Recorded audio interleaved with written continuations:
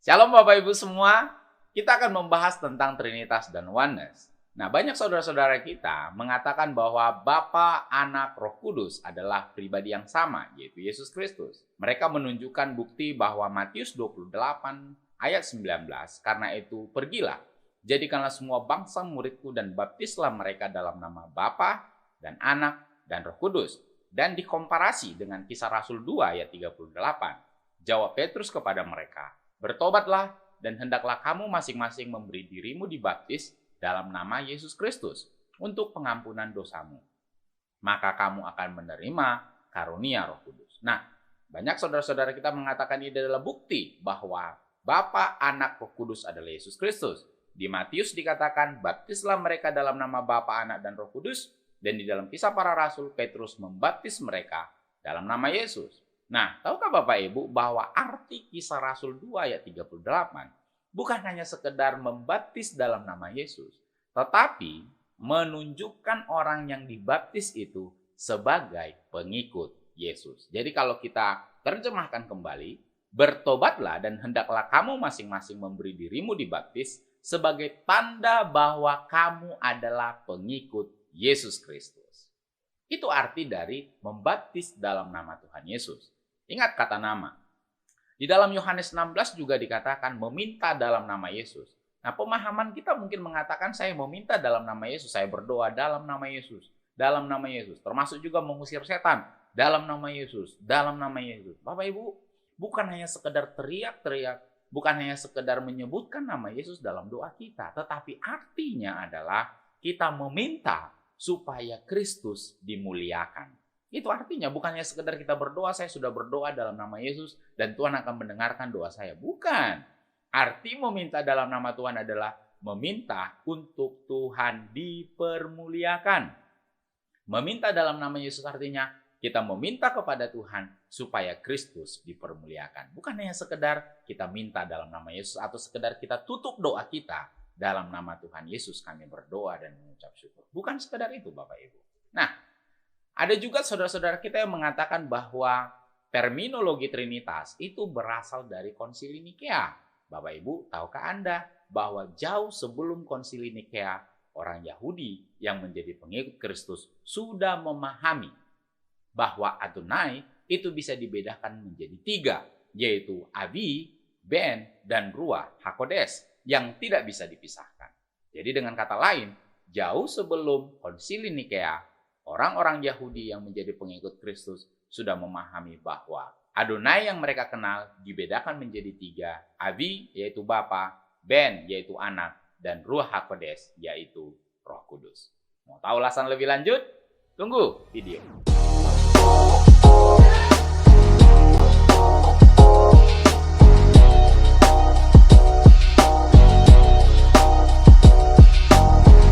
Kita akan menggunakan literatur Yahudi Bapak Ibu. Nah mungkin Bapak Ibu akan berkata, Pak Jul, kenapa harus pakai literatur Yahudi Pak?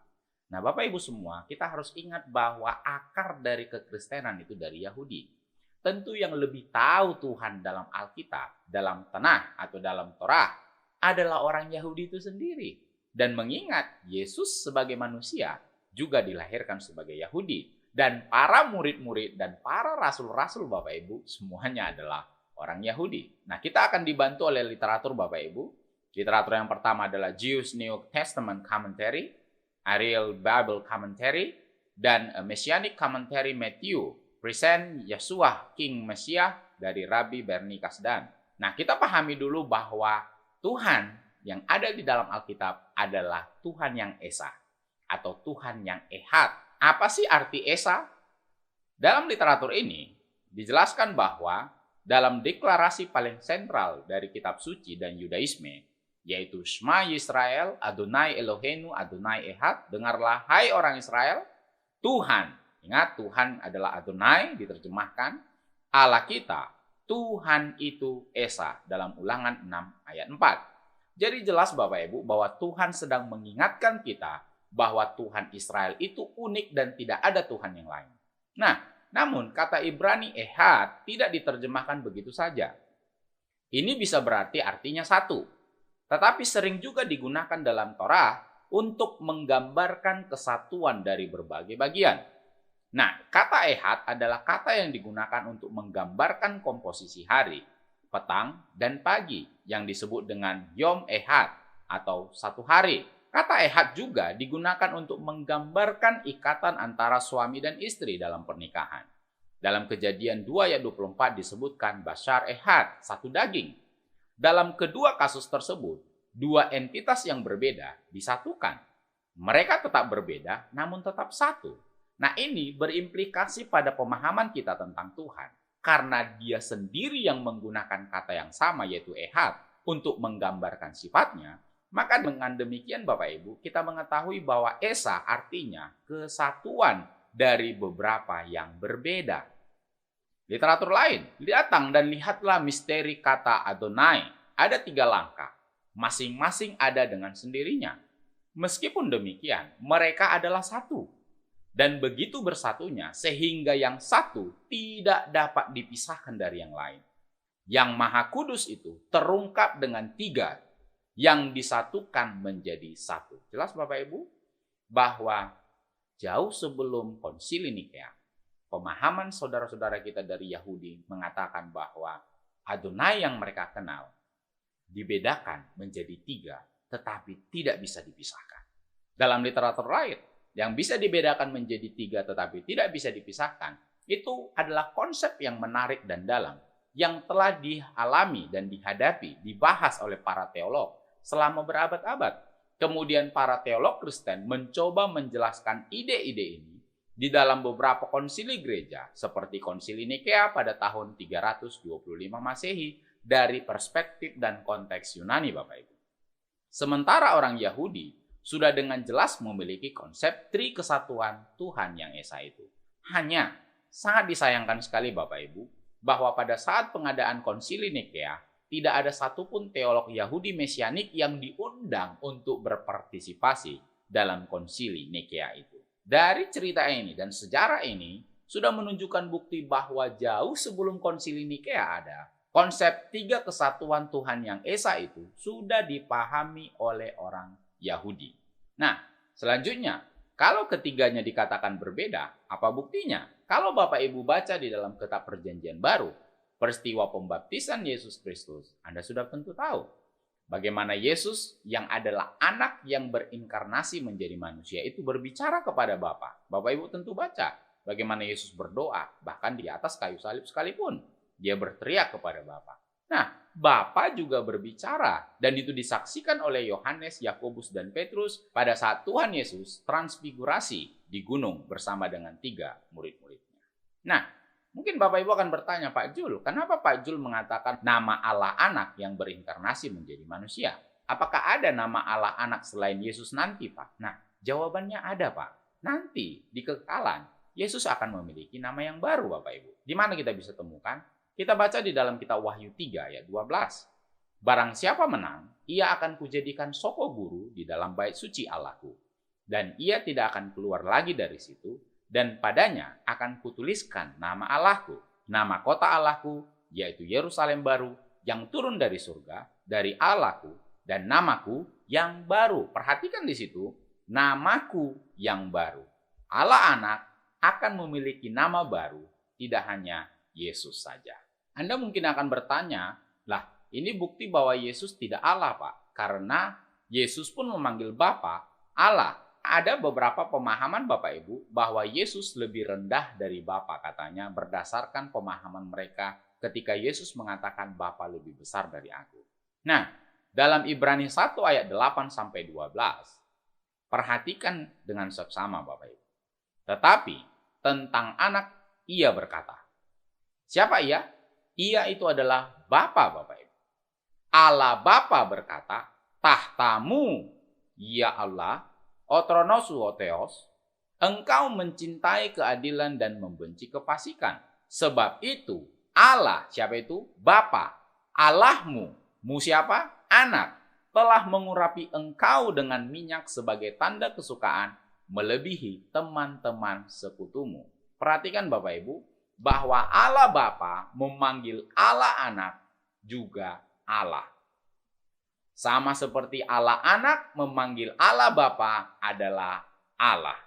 Selanjutnya, Sikatar kas Kyrie, pada mulanya Tuhan, perhatikan, Bapa memanggil anak sebagai Tuhan.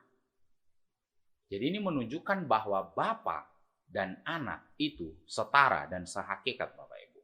Ayat pendukung lainnya di dalam Filipi 2 ayat 5 sampai 11. Hendaklah kamu dalam hidupmu bersama menaruh pikiran dan perasaan yang terdapat juga dalam Kristus Yesus, yang walaupun dalam rupa Allah tidak menganggap kesetaraan dengan Allah itu sebagai milik yang harus dipertahankan, melainkan telah mengosongkan dirinya dan mengambil rupa seorang hamba dan menjadi sama dengan manusia.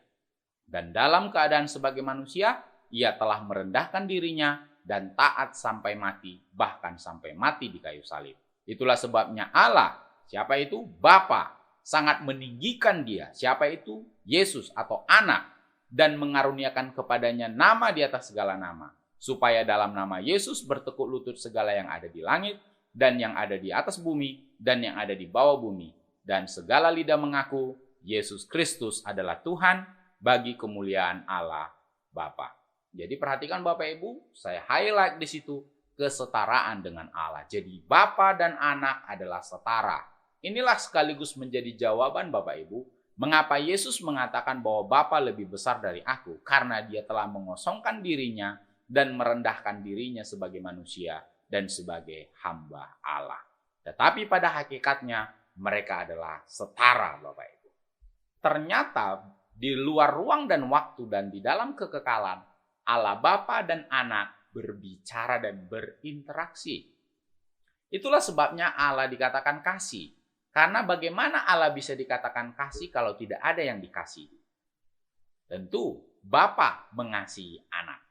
Anak mengasihi Bapa. Dan itu kita bisa temukan di dalam kitab Yohanes Bapak Ibu. Jadi sudah ada hubungan kasih yang kekal dan ilahi antara Bapa dan Anak jauh sebelum ruang dan waktu ada. Jadi kalau begitu, kita memiliki lebih dari satu Allah dong? Tidak. Jawabannya tetap kita punya satu Allah. Karena seperti yang sudah kita bahas di awal tadi, bahwa kita orang Kristen dan Yahudi menyembah Allah yang Esa. Nah, ayat lain tentang keesaan Tuhan dalam Alkitab kita bisa temukan dalam Roma 3 ayat 30. Artinya, kalau ada satu Allah, nah perhatikan lagi, satu Allah. Paulus menuliskan satu Allah. Dari mana kita bisa lihat bahwa konsep anak Allah bukanlah konsep yang dipahami seperti saudara-saudara kita yang dari Islam, yang mengatakan bahwa anak Allah itu tidak mungkin karena Allah tidak punya istri. Bagaimana dia bisa punya anak? Nah, dalam pemahaman Yahudi Bapak Ibu, anak Allah itu sama dengan Allah. Di mana kasus ini kita temukan? Di dalam Yohanes 10 ayat 33 sampai 36. Perhatikan, yang saya highlight warna kuning Bapak Ibu. Anak Allah dipahami oleh orang Yahudi sama dengan Allah. Konsep pemahaman anak Allah dari Yahudi itu sangat berbeda dengan yang dipahami oleh saudara-saudara kita yang dari Islam. Nah, di dalam Yohanes 1 ayat 49, Nathanael berkata kepadanya, "Rabi, engkau anak Allah." Perhatikan di sini bahwa Yahudi sudah memahami konsep anak Allah jauh sebelum konsili Nikea. Nah, bagaimana dengan Roh Kudus, Pak Jul? Nah, dalam Kisah 5 ayat 3-4 itu cerita tentang Ananias dan Safira. Tetapi Petrus berkata, "Ananias, mengapa hatimu dikuasai iblis sehingga engkau mendustai Roh Kudus dan menahan sebagian dari hasil penjualan tanah itu? Selama tanah itu tidak dijual, bukankah itu tetap kepunyaanmu? Dan setelah dijual, bukankah hasilnya itu tetap dalam kuasamu? Mengapa engkau merencanakan perbuatan itu dalam hatimu? Engkau bukan mendustai manusia, tetapi mendustai Allah." Jelas Bapak Ibu bahwa Roh Kudus adalah Allah. Nah, itu Bapak Ibu bisa baca juga nanti dalam Kisah Rasul 28 ayat 25-27, 2 Korintus 3 ayat 7-8, dan tentu masih banyak referensi-referensi lain tentang Roh Kudus yang bisa Bapak Ibu temukan dalam Alkitab Perjanjian Lama dan Perjanjian Baru. Jadi Bapak Ibu, kita sudah belajar bahwa jauh sebelum konsili Nikea pun rumusan Trikesatuan Allah yang Esa dalam Alkitab sudah ada. Jadi kalau Bapak Ibu yang merasa kurang senang, tanda kutip, dengan rumusan Bapak-Bapak gereja, ingatlah bahwa jauh sebelum konsili Nikea, Trikesatuan, 3 kesatuan Allah yang Esa pun sudah ada. Jadi jangan katakan konsep Trinitas adalah konsep gereja, karena itu adalah yang Alkitabiah. jauh sebelum Nikea ada. Pemahaman tentang tiga kesatuan Allah yang esa sudah dipahami oleh orang Yahudi, khususnya para pengikut Kristus. Nah, Tuhan bisa dibedakan menjadi tiga, yaitu Bapa, Anak, dan Roh Kudus. Abi, Ben, dan Ruach HaKodes. Tetapi tidak bisa dipisahkan. Dan kita juga sudah belajar bahwa Yesus adalah nama Allah Anak yang berinkarnasi menjadi manusia, bukan nama Bapa, Anak, dan Roh Kudus. Karena nantinya akan ada nama baru bagi Yesus di dalam kekekalan. Dari pembahasan kita ini, Allah Bapa, Anak, dan Roh Kudus itu bukan Yesus Kristus, karena terjadi interaksi antara Bapa dan Anak di dalam kekekalan. Tidak mungkin pribadi yang sama. Itu saja yang bisa saya sampaikan. Semoga ini bisa menjadi berkat. Tuhan Yesus memberkati.